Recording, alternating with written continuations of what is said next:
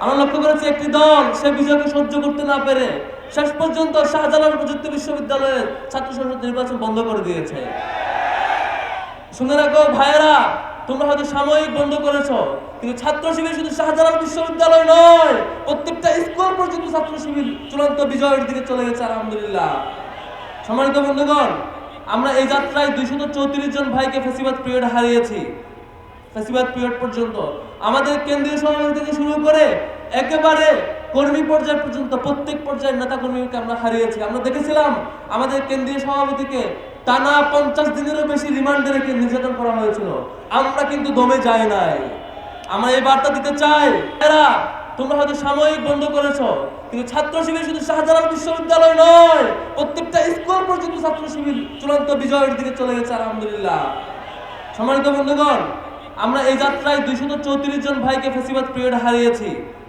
ফ্যাসিবাদ পিরিয়ড পর্যন্ত আমাদের কেন্দ্রীয় সভাপতি থেকে শুরু করে একেবারে কর্মী পর্যায় পর্যন্ত প্রত্যেক পর্যায়ের নেতা কর্মীকে আমরা হারিয়েছি। আমরা দেখেছিলাম আমাদের কেন্দ্রীয় সভাপতিকে টানা 50 দিনেরও বেশি রিমান্ডে রেখে নির্যাতন করা হয়েছিল। আমরা কিন্তু দমে যাই নাই। আমরা এই বার্তা দিতে চাই, আমাদের সাথে যারা কম্পিটিশন করতে চান তারা আমাদের পথে আসুন, সঠিক পথে আসুন, শিক্ষার্থীদের জন্য কাজ করতে আসুন। নানা ট্যাগিং ফ্রেমিং আর হুমকি দামকে দিয়ে ছাত্র শিবিরকে আওয়ামী লীগ কন্ট্রোল করতে পারে নাই, আর কোনো দলও পারবে না ইনশাআল্লাহ। সম্মানিত বন্ধুগণ, আমরা স্বপ্ন দেখি 5টি বিশ্ববিদ্যালয়ের বিজয়ের মধ্য দিয়ে আমাদের যাত্রা শেষ নয়। আমরা একটা স্বপ্ন দেখি, সেই স্বপ্ন হচ্ছে এই পুরো বাংলাদেশের প্রত্যেকটি তরুণের মনে ইসলামের বার্তা পৌঁছাবে ইনশাআল্লাহ।